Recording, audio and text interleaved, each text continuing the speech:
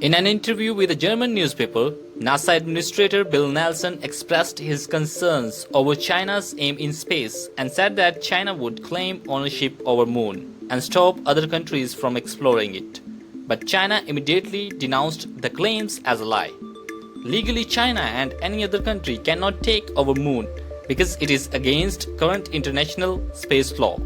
The Outer Space Treaty, adopted in 1967 and signed by 134 countries, including China, explicitly states outer space, including the Moon and other space celestial bodies, is not subject to national appropriation by claim of sovereignty, by means of use or occupation, or by any other means.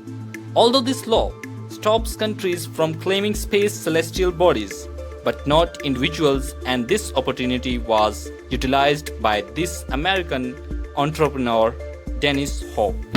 He claims the ownership of Moon, Mercury, Venus, Pluto, and many more celestial bodies. He started selling plots on Moon since 1980, and before this, he sent a note to the United Nations laying claim to the Moon as well as other planets and moons in the solar system.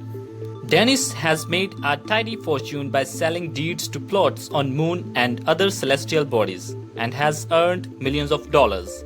A typical Moon acre costs $25. The whole Pluto is going for only $250,000. A good deal, but tough commute. So if you wanna buy plots on Moon, contact this person.